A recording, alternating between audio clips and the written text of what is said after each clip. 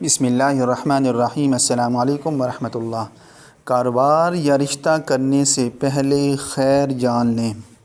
کاروبار یا رشتہ کرنے سے پہلے خیر جان لیں۔